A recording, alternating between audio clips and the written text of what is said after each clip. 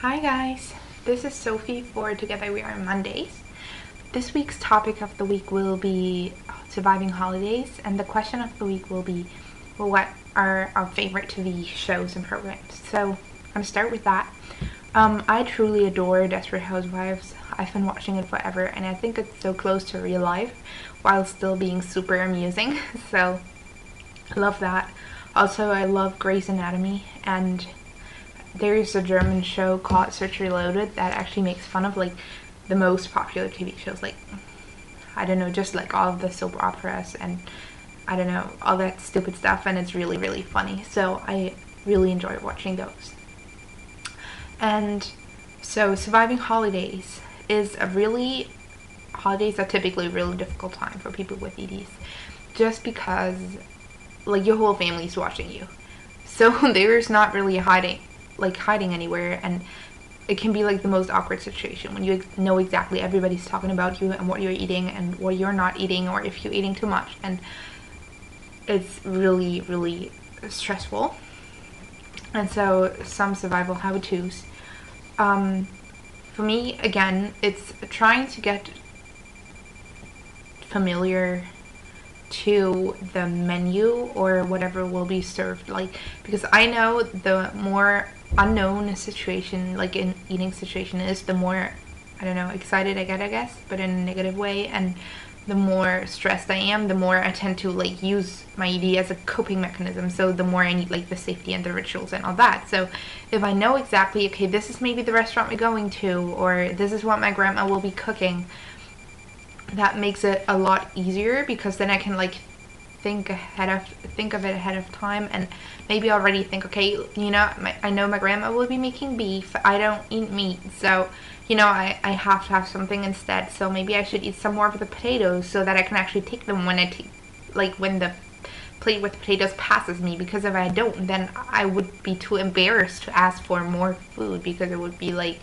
I'm, you know, like the food monster or whatever. So, you know, just thinking of those things kind of ahead of time so that you actually can put together like a decent meal while participating in that dinner or during that night. And so that's like if you're in recovery, and that's the same if you struggle with bulimia, for example, and you know, like there are certain foods that trigger you, or there are certain other things that might cause you to binge or to feel like you have to purge after you eat. You can kind of like plan with them or plan around them, or you know, like develop a coping strategy ahead of time that will help you in that moment. So, and what else? Oh, having somebody sit next to you who knows about it is really helpful, or somebody who wouldn't see it. Oh, sorry, I also have a cat and it also keeps running around. Or somebody who doesn't, because I know, like for me, there's nothing more awful than eating next to somebody who knows that I have or had an eating disorder, and they keep watching me and they're like, don't you think that's like not enough, and that's too much, and that will make you binge, or do you know how much fat is in that, and you know, all those comments. Like, don't sit next to somebody like that. And also, if there's a member of your family, for example, a cousin, who triggers you because she's like the pretty one, or she's, you know, maybe there's a friend, maybe even your siblings, like maybe some of you have like a younger or older sister that is kind of a trigger for you.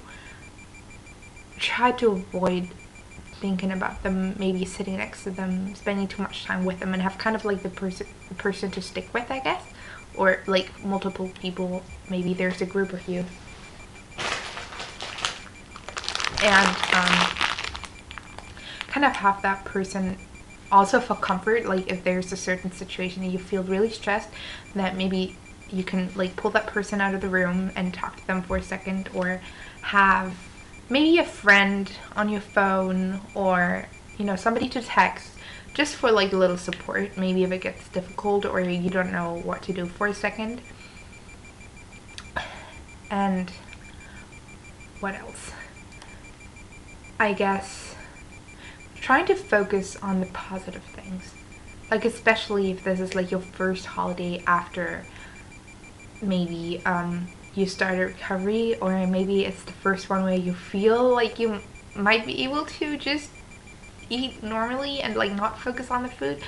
Focus on the positive things. Listen, participate in the conversations that are going on.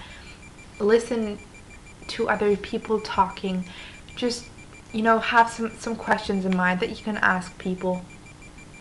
Maybe you can just focus, there's music going, maybe you can just like sing the songs, whatever. Just, you know, participate in this overall, for example, like Christmassy in my case, because there's no Thanksgiving in Germany. So like those Christmas traditions, and don't see food as like the main, I don't know, the main event happening, because for everybody else, and if you don't have an idea, that's what's typically the case. Like the food is not the main thing they think about. It's just because, you know, after spending that and that much time maybe in church or with your family or unwrapping presents or whatever, everybody's just hungry, so everybody just eats and has a nice meal together, and just realizing that that is like the sole function of that food, and it's, you know, not a scary thing. It's just for everybody to have some fun and have something delicious in their mouth, and it will be just fine if you eat it. Like, it's part of the day, and also if you feel a little full after because it was like a really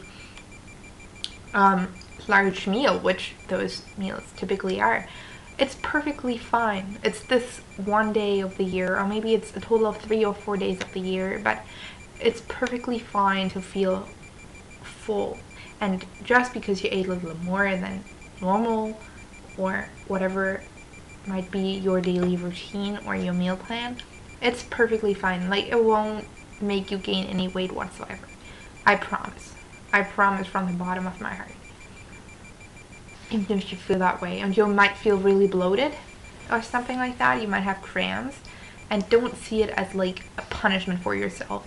And don't feel guilty when you feel it. Just realize that your body's just processing the food that you put into it, and you put it in there because it was part of you participating in that family event, or maybe you're even with friends, so that with that friend event, it's not anything else. And realizing that you may allow yourself that food because of that, like, you can, it's perfectly fine. You can always allow yourself that food, but there is no reason whatsoever to feel guilty about it because you ate it in that holiday and whatever. There's never a time to feel guilty about food, because your body needs it.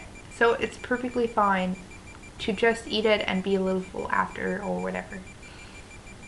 So this is going to be like the shortest video I ever made, but basically those are like my main tips, and I hope that all of you guys who are affected by Sandy right now are doing alright, and that nothing's gonna happen to you, because, well, I'm sitting here and it's pretty safe because there's like no hurricanes in Germany. But oh my gosh, I hope that nothing happens, and have lovely holidays, all of you. Celebrate Thanksgiving and New Year's Eve and Christmas and whatever you might be celebrating and where you're from.